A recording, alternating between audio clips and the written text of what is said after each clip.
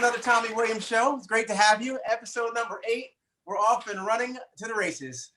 So today I have a great one for you. As always, I have a guest. My first guest is actually, his name is Jody, and he's coming in from New York, and he's going to be talking to us today about his giving testimony to his pandemic experience. So without further ado, I want to bring on Jody.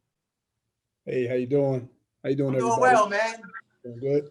Doing all right, Jody. So we had some conversation and things, and I know that your mom follows me on YouTube and things, and great person. And she actually had told me that your story is quite inspirational, and she thought highly enough for me to want to reach out to you and us to have a conversation. So I thank you so much for coming on the show. And I want to ask you, okay, so Jody, you're in New York, right? Yes, that's correct. And your occupation, what do you do, Jody? I actually work in the operating room. I'm a tech supervisor of the PCAs, basically helping out the nurses and the surgeons and the doctors in the operating room. Gotcha. Well, that's a big job. I thank you so much for all that you do. That's a very touchy job right now because of COVID and things. And, before I know, you washed your hands probably plenty. And now you're probably back and forth and going berserk. You probably have any skin left on your hands. But, you got to do what you got to do, especially in these desperate times right now. And, this time right now is so much about education. As an educator myself, I really try to have people focus on just the continuous search for knowledge in all that we're going through right now, and that we're never done learning about this pandemic. Right now, we're dealing with the antidote or the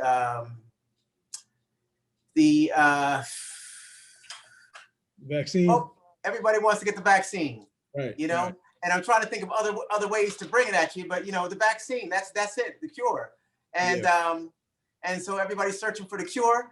And right now we're dealing with some more strains coming from across the ocean and all different places. So we can never look in one particular direction and focus right there because we're constantly being combated with so many other things and so many other aspects of this virus. So you're in a hospital. Please tell me your story about, first of all, your health. There's so many layers. I think that best for people to get an understanding as to who you are and the fight that you've been fighting all this time up to this point of the pandemic, because it didn't start for you with the pandemic. It started with you some time ago. So please share that with the audience. Yeah, so I'm 31 years old currently now. By age of 16, I had suffered my first stroke and I had 8 brain surgeries, and then I became epileptic due to a sinus infection.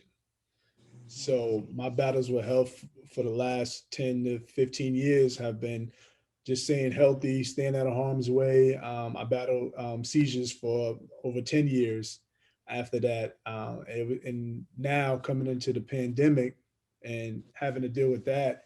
And of course, it affected people with underlying health conditions like myself, because seizures is not a joke. And thankful to God that I don't suffer from seizures anymore or any residuals from the strokes and the brain surgeries, but it affected people like me. So it was just a rough battle, just basically going through that and then being nervous and anxious at the same time, thinking that I can become one of these people who were suffering and dying. Yeah. The thing that really locked me in was you said you contracted, all of your ailments along the way were triggered by a sinus infection. Small sinus infection, yes. That's incredible, because here we are in a pandemic, right? And all it takes is a sneeze, a cough, So it's something so small, so minuscule that can impact your life and other people's lives as well. Right. So wow. Just to try to harness yourself around that, and is in and of itself a sinus infection. Now, I've had people, I've had students that have had all kinds of different situations. As a child, I had colds and whatnot. We're all susceptible to something along the way, but something like a sinus infection, and was the treatment how did they go about the treatment of the sinus infection, and what caused it to exasperate to such a degree? So I had started getting these migraines, just briefly, migraines and things. And I worked at a camp at the time, and my physician's office was literally across the street. So I went there, and he told me that my frontal lobes, which is right here in the front, he said, this was swollen. He said, oh, you have a sinus infection. I'm going to write your prescription for antibiotics, and it's going to treat it, and you'll be good. Now, this was fake that God put this together, because at this time, my mom, I have a twin brother. My mom was switching health insurances. So for maybe about a week, we didn't have health insurance. So this was the worst time to get sick. So when I went to go pick up my prescription, they told me $777. And I said, it's got to be a joke. Let me call my mother. Hey, Ma, you have $777? She goes, for what? I said, the medicine. My insurance didn't kick in. And she said, that's right. It's going to take some time. Back and forth, went to the ER, fade again. We sat in the ER for 7 hours before someone can see us. And when they finally went to go triage me, a young man came and shot. So they shut the ER down to try to take care of this young man who shot, and his family was going berserk. And my mom gave me a choice. She said, we can stay or we can go home. I said, please take me home. She took me home. She tried to treat it with regular over-the-counter Sudafeds and things. Time went on. I started to get worse. My health declined. I wasn't leaving the bed, and then they smelled an odor. I started peeing, urinating on myself. And one day she was just like, "Listen, I don't care if we send the ER for 24 hours. You got to get checked out." And she happened to leave me home, and I had a stroke in my sleep by myself at home. So I didn't even know. I didn't Boy. know. I didn't know I had a stroke until I tried to get out of the bed, and my whole right side, from my eye, my face was slurred, my leg was dead, my arm, and I was laid on the floor. Mhm. And as I just briefly, as I talk about it, something told me, put yourself, maybe if you put yourself in the bathtub where it's nice and warm, you'll make the blood flow. So I crawled in the bathroom, my left arm and left leg. I threw myself in the bathtub, knocking myself unconscious. I woke up nose deep, drowning in water. 16 years old. I thought my life Oh, was over in the bathtub. So, jeez. and that's just, I don't even want to get into that because that's so much further than what we're talking about. But Yeah, I yeah. went through But so you know much. what? It's important. So you self-diagnosed, because that was a smart thing to do. I would think, to kind of like, warm and loosen up and have everything flow Right. and knock 'Cause yourself out on top of that. I thought I was just very weak. And I said, maybe if I put myself in warm, it'll wake me up a Yeah. little bit so I can call someone and tell them, hey, listen, I don't feel good. And I laid there in the bathtub drowning, and I prayed every prayer that I ever was taught, that my grandmother ever taught me in my life. I prayed every prayer, and I talked to God, and I just like stopped praying. I was just like, it's crazy how I'm gonna die right here in this bathtub. Like, this is my fate, to be 16 dead in the bathtub. So then I started Mm. thinking about people like my twin brother, my little sister, my siblings, and my mom and them. I said, my story can't end here, God. You have to There have you more go. for me. So he gave me enough strength to try to reach my toe and release the pressure of the water. And then with that, the water's nasty, bloody, and dirty, and I'm spitting and I'm choking. And then I threw myself over out of the bathtub, and I laid there until someone came home, Mm. and it was like a chain reaction. Everybody came home. Fade again. My mom called the ambulance. 49 minutes, they didn't come. So she asked my neighbor, my twin brother, and our best friend to put me in the back of the car, and then they was able to take me. She was able to drive me to the hospital, and then Mm. that's when I didn't even get diagnosed. They thought I had meningitis. They thought I did drugs. They thought I was abused, Yeah. and they wanted to give me a spinal tap. And then the same physician that said I had the sinus infection came back again. He says he has a rare illness, sinus infection, that went to his brain because they did MRIs and CAT scans. And they took me to another hospital, Long Island Jewish, and that's when they told me I had a stroke and I had some sinus issues where I had to have emergency brain surgery at Yeah. 16. So, yeah. Wow, man, Jody. That's some heavy stuff, man. Well, God is good, man. You're here. All time. All You managed to make it on through all that. And definitely. I know you're teaching a lot of people that know your testimony. They're learning as you go along, and we're going to touch up into what your endeavors are now to make sure that your story is told. So I appreciate that. Now, moving forward, the pandemic is hit, and you're in the hospital. How were you affected, or how was your field affected? Your day to day affected through the pandemic, Jody? Well, as you know, that the epicenter for the whole pandemic was in New York. it was crazy how it just one day you're out having fun, no mask, no nothing. Now the world is being shut down, and how it affected us. Our hospital got hit in Long Island, Winthrop Hospital, Long Island. People in the beginning, you see the few people come in, but then they started coming in rapidly. And when I tell you these people were coughing, choking, they was asking, screaming, crying for help to breathe. They couldn't breathe. And then you see it firsthand and you go, I don't understand. Why can't they breathe? I can Yeah. breathe. Why can't they breathe? And then they're going through different things and people started bleeding from their ears, their eyes, their nose. It was just, it was a lot to see. It was a lot to see. And then when they started shutting down surgery, because you want to focus on these people coming in with this new rare thing that we didn't know nothing about, um, you didn't know what to think. You didn't know what to do. You didn't know how to feel. If you believe in God like I do, you question your faith at that point. That's how real it was. It was just like you cried. I cried every day. So what was your role prior to the pandemic, or prior to that heavy time of the numbers? So prior to that, I was just basically floor supervisor in the operating room. I have staff. We get patients, we get blood, we get pharmacy. We turn over the rooms, instruments and things. We make sure the operating room runs and flows properly. So now that the pandemic hit, they had us on different roles. You can either, you was, one day you was answering phones as a CSA. Now imagine you send your loved one to the hospital and you can't come in the hospital because we don't know if you have it or anybody else you bring have it. So now we only can care for your loved one. So now I'm answering the phone and you're asking for Mr. Williams. And I can't tell you that your father is coding or your father is passed or your family member is not doing well. I would have to just place you on a hold and get a nurse or tell you we'll call you back. And sometimes we'll never get the chance to call you back because people are their aspirations and their breathing levels are so low. Now they're coding. Now coding is when now they can't breathe, they're flatline or something. Now you're trying to save this person's life. So the importance of a phone call meant nothing. So prior to that, being in charge of that part, you will be on morgue duty. When you're on morgue duty, now you get a beeper, you work on a team, and now you're responsible for all the COVID patients that die, that pass. You have to go and wrap their bodies. That had to be so traumatizing. In the beginning, you feel you hurt. I apologize to these people that died. I didn't know none of them. I apologize and I prayed for everybody. I just couldn't bear it. But then after a while, unfortunately, you become numb and you just wrap them like you wrapping gifts and you move on to the next one.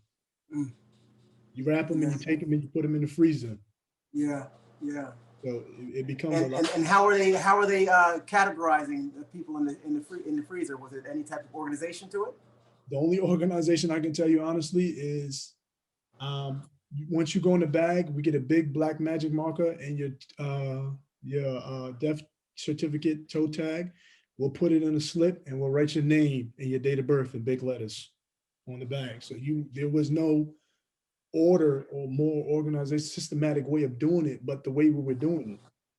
Wow. And depending on where you were going freezer 1, 2, eventually became 3 freezers. And it was a lot. And I picked up bad habits like drinking. I had to find my way out of it. That was my escape. I didn't smoke or anything because they say people who smoke, you could be subjected to this and you can become one of these people. So I drank a lot and I put myself in a dark place. Yeah. I thought I could question God and go, God, why are you allowing this to happen?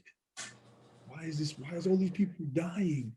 You work in a unit on a floor full of 31 patients, and you after a while you know them by name, and then you come in a couple of days later or a week later, the names changed. They didn't go home. They went outside in the freezer.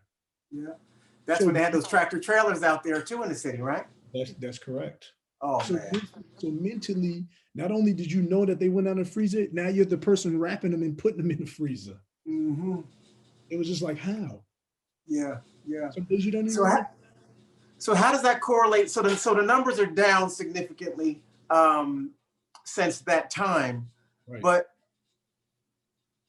so does that mean that the beds have freed up in the hospital? Does it mean the treatment is a little bit different, being that, you know, your role has changed? What do you think contributes to your role being altered and kind of, you know, refined back to the way things were?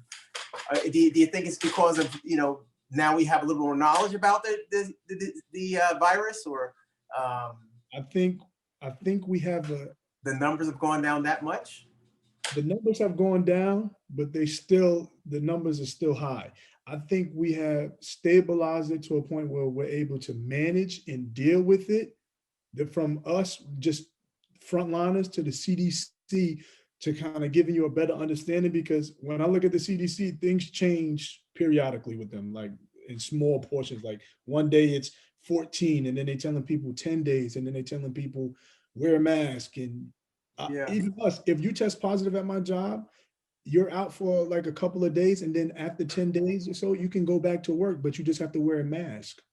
And the amount of times you can test positive after that, there is no numerical ending to it. Like you can test positive more times after that, even if you get your taste, your smell, your back is feeling better, your cough is gone, no sneezing, wheezing, even if all the symptoms go away, you can still test positive. But as long as you wear a mask, you're able to come back into the workplace after 10 days. They allowed you to do that. Jeez. So when I think of this whole situation, I can think back further, my knowledge, to maybe September, October of that year, when people were saying vaping and e-cigarettes was the cause of the health problems, breathing. I put two and two together, and I started to notice that the same symptoms that these e-cigarettes and vaping was doing was the same system and symptoms that coronavirus was telling, that these were the shortness of breath and all those things affecting your respiratory. I remember that. So it was already there. They were just pointing the finger at somebody else. They didn't know or even think that it can become this whole thing that it did. But So they were targeting the youth at that point, I believe, right? Right. So Yeah. so when you look now, even back then, a year or so ago, when they was talking about the pandemic, and they were saying it was older people are subjected more, younger people are subjected more. No, everybody. And then on the news, I thought it was a little controversy with that. I didn't like it. They were saying Black people, African Americans, and minorities. Yes. No, when I worked in the hospital, there was a lot of Caucasian people that were dying, more than Black people, and Spanish people, and Italian people, and How whomever. about that? White, green, yellow people. They were all dying. Didn't matter. It seemed like to me, the overweight people, the ones with the health deficits, and the ones who been through some things, those were the people who were suffering more. Yeah. I know a young guy that came in, he was like 27, he died. He was so Mm. close to me in age, so it scared me. It was just like, Sure. you want to wash your hands, you want to change your PPE, you want to be dressed from head to toe. You don't want Yeah. to, it was every day, it was something different. So are you still considered a vulnerable person to this virus yourself? Yeah, I am, because of my neural issues that I faced before, because of the sinusitis, because of the rare brain infection that I got from all of that. Yeah. And what's your stance on? As I remember you saying that they allow you to go in even if you have signs and symptoms, that as long as you wear your mask. That's Yeah. Are you comfortable with that? I mean, you know, no, you never get comfortable when you see it. Yeah. It's not like 2 years ago when someone sneezed, you say, God bless you. Now you like, don't come over here with that, don't you? Yeah, sure. You got to go cough over there or go in the bathroom, wash your hands, change your mask, do whatever. You're talking to people now. You're like each other's parents and family members, don't you? Mm-hmm. You better go over there. And now you just think, you don't even know what to touch no more. Like, that's how crazy it is. Oh. Yeah. In the grocery store, please. Same thing. So in terms of taking a shot and trying to get rid of this virus, are you down for You know what? I'm 50. The vaccine? I'm 50-50 about the vaccine, because you have the vaccine and then people say, oh, the first one you feel good, the second one you're sick, and then the news, you don't know if they're telling the truth or not. They show you this doctor took the vaccine and he just dropped dead. I've been watching the news like, oh, this person took it, they're sick or they dropped dead or something like that. Like, it's just like, what do you do? Yeah, And there's 3 or 4 different shots you can take now. yeah, The yeah, Pfizer, the Moderna, the somebody else, and this one. Like, mhm, what's the yeah, difference? Why we all yeah. can one accord with Are, one? are, are they are they trying to mandate it in your facility Um, for hospital workers to take a Not shot? yet, no, but a lot of people, staff wise, and I'm very tight with anesthesiologists, the chairman, surgeons, the VPs of the hospital. I'm very popular in my hospital. They're not mandating you, but they'll ask you. Yeah. They'll go, hey, Mr. Williams, did you took the shot? Hey, Tommy, did you take the shot yet? I took the shot. Going for number 2 too. You better catch up. Mhm. Wow, isn't that amazing? That's the So, and I so, look so forward to saying that. yeah. So what is it that you're doing now, man? You have a lot of backdrop to yourself. I know that that the pandemic is definitely has you in a situation where you see like you're locked in. You understand your profession and your roles now, so you know how to move forward and what's being asked of you and what you're required to do to keep your family and yourself, most importantly, safe. So now, in terms of educating others, and I know you're working on a project now. Where you're telling your story. So what's that all about, and how you doing with that? So yeah, so definitely started writing a book a few years ago. And it was mainly about the things that I spoke to you earlier about the strokes and the brain surgery, just keeping people aware of those things. Those small Mhm. things count because I never thought a sinus infection would put me in that position. Yeah. So now I added that to my story, and even to go even further, I added the pandemic. Like for the people who don't know what was going on behind the hospital doors, these are the things that we were faced with. So when your loved Yeah. one came home and they were stressed or they were frustrated and they might have took it out on you and things, now you know from my perspective the truth about what I was seeing. We were Yes. not only were we losing, and in the operating room we lost somebody dear to us, very special. He died from COVID. Not only that, we had travelers coming in from other states and they were dying. At Hmm. our, so Yeah. I was just sharing this with them so people would know, like, I went through it too. You might have went Yes. through it from the home part, but I went from the front line part. I Yeah. had on even my experience with COVID, not being able to taste and smell, but not picking up those other symptoms that other people had, and being just Yeah. grateful for that. But it was frustrating in itself as well. You go through life and you try to do everything to keep yourself safe, and you become one of those people. Yeah. Now you're questioning everything. Yes. Yes. So, can people get a hold of you, or for what you're working on now? Is there any information you want to share with the people? Can they reach out? Is your book out yet, or is it you finished your manuscript? I'm actually working on a manuscript right now with a publishing company. They're working on Okay. bridging it with me, and I'm working with them so far. But the book is going to be called In the Blink of an Eye. In the blink of an eye, your whole life can just change. In the blink of an eye, things can go down. In the blink of an eye, things can go up. I chose In the Blink of an Eye because my life changed when I was 16. I'm just a normal teenager to having to deal with all these obstacles that life Yeah. threw at me, and that's why I chose it. So my book will be out soon. You can follow me on IG, Godson underscore Jody. That's GODN Fantastic. underscore JODY. And just continue to follow me. I always post messages. I pray with people. You can always look forward to a quote or something from me until my book comes out. Fantastic. I was going to say you certainly are inspirational. I wish I had more time to speak with you, but we'll make sure we stay connected. And I want you to consider going out and speaking in things when this whole thing is over too. I'm sure that you're a great speaker. You carry yourself very well, and I think that you have you certainly have a highly spirited story, and one of which you've overcome great things. In your testimony, I think could encourage a lot of people who are going through things, because everybody's going through something during this pandemic, and I think that your story is definitely one of a champion.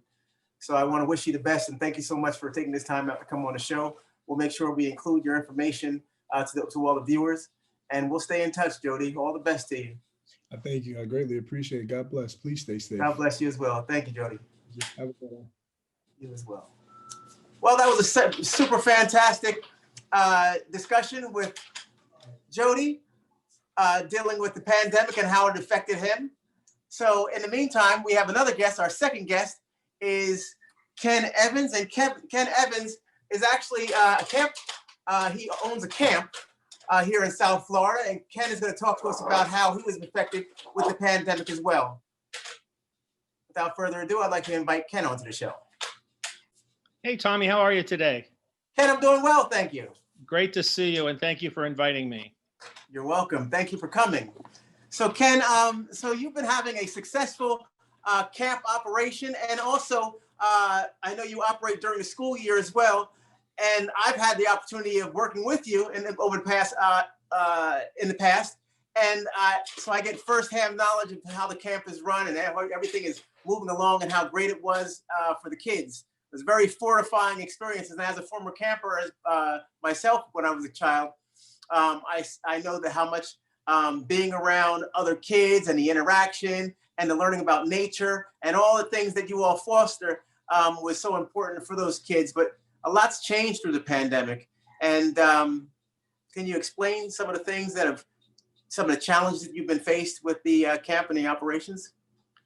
Well, last January, things actually were going very well for us. We were doing team building for disabled veterans and along with the camp, and we had our 2 locations, and it was, we were joining a sail camp. So everything was great. And then all of a sudden March came along, and it was just overnight. It was like we had to leave the office and it was just closed. And I had to think quickly, you know, we're a nonprofit now. We became a nonprofit about 3 years ago. And for about a week and a half, I just sat around like we lost, you know, all these accounts, and we were, you know, parents, we would have to give refunds back. And it was just very difficult on figuring out what to do. So believe it or not, I was sitting around and I thought, you know what, I'm a good baker. I'm going to bake some cookies. And so I literally went on Facebook and I put on s'mores, and I baked over 6,000 cookies, and we sold them to families for $18 a dozen. They went all over the country, and people then gave us donations, and we were able to raise something like $14,000 to help us keep the doors open. That's incredible. So in the meantime, then we had to decide what to do because it was getting closer to June, and we weren't sure. We used the state parks, whether we were going to be opening or not. But luckily, a week before camp, we got the okay to open up. But we worked along with the American Camp Association. We're the only accredited camp in Broward County, and the CDC. And we helped them put together their guidelines for summer camps on how to open up during the pandemic. So Susanna Coleman, who was our associate director, who I know you remember very well. Yes. She helped us, and she worked with the CDC, and you know we came up with our guidelines of 9 children per group, and we had 3 counselors, and we had just about 100 kids each week during the summer. It was tough. You know, we're outside in the Florida heat, and we're right at the beach, and having the kids get ready to wear that mask. I remember the first week or so, that was a tough thing for us, but eventually they got used to it. So it wasn't easy. And and you had to make the judgment call to exceed budgets. I'm sure that you've had already had in place, but you wanted to make sure that you followed through with the guidelines and took care of safety first, which was important. So right, it was it was expensive because we had to actually hire cleaning crews to clean our restrooms, and you know, anytime that the kids used equipment like archery equipment or oars, I mean, when they were going canoeing, we had to wipe them down as we handed them to the next kid. We had to wipe off life jackets. I mean, it was labor intensive. It really was, but we did it. We actually did it. So we went through the summer and kept them safe. Yeah. I passed by so many camps this past summer, and I'll tell you, you know, looking in and seeing the non-compliance that was taking place, and I know that, you know, being accredited, being that you all have the certification to accredited, you've referred to it as how now you all are, what do they term it when you're licensed? Well, we meet like 300 standards to be an accredited camp. Yes. Unfortunately, camps aren't licensed. I mean, our staff is background checked and fingerprinted, but there isn't really licensing for camp. That's something that I really believe we need. But that's why we go that special, go one step further by being an accredited camp, so Yeah. that we know that we meet those standards. I know that that's one thing that I noticed when I was seeking you all out some time ago, and I noticed that the accreditation. So that's fantastic that you take that extra step. I think that's important, and I know parents certainly do. They may not even realize it. Many parents probably don't realize it, but once they do find out that you're accredited, I'm sure they feel comforted knowing that you've taken that extra step, especially during a time like this.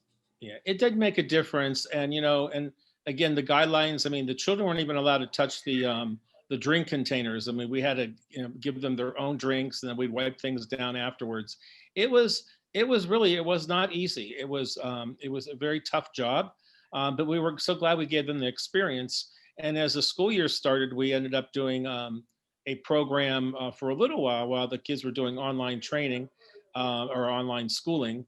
And then we are doing teacher work days, and we did winter camp, and we just got done doing Martin Luther King Day. And we're full. We have a waiting list going, and I think the summer will be that way too, because a lot of programs are not opening up. But these guidelines are very important to follow. This is nothing to mess around with. I've had a lot of friends that have passed. I know people that are dying. I know people that are on the machines right now. It's very bad in the South Florida area, and Yes. I had the shot myself. I never would say I'm happy to be 66, but I'm happy to be 66 to be able Wow. to get that Okay. shot. So you've And, been vaccinated. So did you receive both shots Yeah. by now? Did you I receive will both get the shots? next one. I have the Madeira, and I will have the next one on the 29th. And Okay. so I'm really, very fortunate. But we, in the office or wherever we are, we all wear a mask. It's a simple thing to do. It's, Yeah. wash your hands and wear your mask. That's all you have to do. Yeah. So through the first vaccine, I just had a fellow on who works in a hospital, and he was talking about a couple of people that he had seen or he bear witness on the news that they had some reactions after the first shot. So did you have any reactions or anything after the first shot? No, I didn't have any at all. My arm didn't even hurt. And anybody that I know that had it really have had no problems at all. So I'm really Fantastic. pleased. I do hear that the second shot can give you a reaction, but we'll see what happens. I'm thinking positive. I'm just grateful to Absolutely. be able to have it. That's super. So in your community, how's the local government handling things in terms of keeping schools open or, CDCs and closing of the restaurants or anything like that? Are they being affected, or is everything open? Well, Fort Lauderdale is a tourist area. And I have to Yes. say, I go out still, and I'm careful where I go. But the restaurants I go to, even though our governor has not really put in strict restrictions on the restaurants, a lot of restaurant owners are doing it anyway. They are doing keeping the table separated. They're all wearing their masks. They're wearing gloves when they serve. The menus are done by your telephone, so you're not touching things. So in Yeah. Broward County, I would say, they're doing a great job on all the restaurants I go to. And the mayor, I mean, everybody here is, really compliant in our meetings. Everything is on Zoom now. So it's, I think Broward County is taking a good lead in South Florida of doing a great job. Yeah. I know that the superintendent was planning to speak regarding the rest of the teachers who are out going back in and things. I don't know how that panned out, Yeah. but I know that Runcie, Mr. Runcie, or Dr. Runcie, I guess, is trying to get the vaccine for all the teachers. The schools are open. A lot of my campers do go to class, and some do well at home. It's been interesting to see how, in some ways, it's really helped some children being at home with their studies, and they are doing better in school. And then there's other kids that really need to be there for the social part of it. So it's nice that they have the option. It's very tough on the teachers, though. It's a lot of work. And it's a lot of work on the parents trying to have a job and trying to, juggle things. Yeah, it's difficult. Yeah, and they have all these different benchmarks, especially the end of the year benchmark with the end of the year assessments. The state assessments that were actually waived last year, and hopefully I'm hoping that they have them in place this year, because there's really no way to gauge what these kids have learned during the course of the year. There's no type of Right. checkpoint. Yes. That's true. I know that they waived them last year. I do hope they waive them again this year. But you feel bad for the kids that are missing their graduations and dances and things that are so special that make school wonderful, especially for the teens. It's a shame, but you know what? We have to do what we have to do. It's a shame we didn't do it earlier. I don't think we'd be in this situation, but we're doing it and we're surviving. Fantastic. Well, Ken, I can't forget the time that you had prepared all that delicious food there at your place and were so hospitable. And now you're into baking. So that's fantastic. You turned the corner during this pandemic. It was really funny. I was sitting here thinking, what am I going to do? How am I going to pay the bills? How am I going to keep the lights on, at the office and being a nonprofit and the minute I started putting it on Facebook, I mean, my friends from grade school, high school, college, friends from all around the world, started ordering cookies and it was just great. It made me feel really wonderful. And because we're a nonprofit, people then gave us donations but we're still, we have to get through this year too. So we're working hard on trying to get foundations and grants and things to make it between now and June. Very quick thinker on your feet, and that's a very good quality that you've always had. Ken, I'm going to drop your information for the Camp Live Oak, and the here for the folks to see and read up on and things. I think it's a fantastic camp because it's also a transient camp. You don't have to necessarily live in Broward. You could pass through and be here for the summer and still have your kids participate in the camp, and I think that's a good thing as well. It's not. We get children from all over the world. I mean, right now, obviously, because of the pandemic, we didn't have them, but some summers we'll have over 300 children from all over the world that'll come for a week or something to the camp. But last summer we didn't have anybody other than our own local kids. So yes.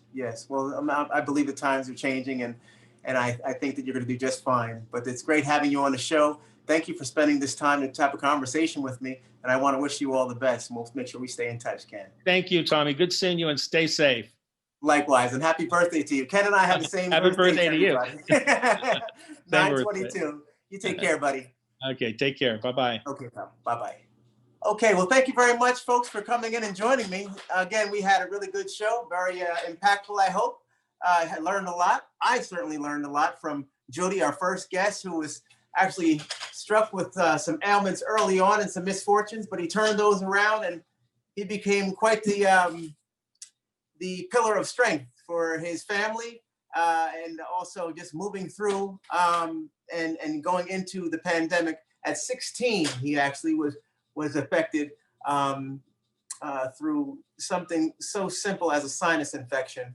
And I'll tell you, that's really rings big bells for me, because right now we're here in the pandemic, and something so small as a cough, a sneeze, the touching of a piece of furniture, and then someone else going behind you and doing the same and catching the virus is right there. And we just don't know. It's the unknown. It's the unseen. A germ is so small. So I want to thank Jody for coming on. He also shared his occupation there, working in the hospitals, and how he was affected, and over time had the role of wrapping up bodies, and he actually runs the floor there. And so now he's back to what he was doing before, and that's a good thing. It's good that the numbers have kind of leveled off. The stance from the medical field is a little bit better in terms of our knowledge about the disease or about the virus. And so he's able to push forward in that regard. Also, it was great having on Ken. Ken was camp owner here in Fort Lauderdale, services people, kids from all over the world. I know of this camp very well. A super platform, a super place for kids to go and grow and make friends from all across the world. As I said, also he fostered the importance of water sports and learning to swim, and just overall great communication amongst the youth. And I think that's fantastic. I applaud both those gentlemen for coming on today, and hopefully you enjoyed this show. This is episode number 8. Thank you very much for joining in, and please make sure you stay safe, mask up, and follow the CDC guidelines. All the best to you and your families, and we'll see you next week. Thank you for joining the Tommy Williams Show. Bye-bye, everybody. Now, glutathione is a big word, but it's the body's own master antioxidant. So it's a scavenger for free radicals, for bacteria, And what's relevant now, viruses. This is new to the marketplace. There's no other product on the market that has the ingredient NACET. And basically NACET increases the production of that glutathione that is in our body already to strengthen and enhance our immune system and keep it strong. Elevated sense of well-being. Supports muscle strength and endurance. Cognitive function. Powerful liver support. Energy. Helps blood sugar regulation. Superior bioavailability of key ingredients.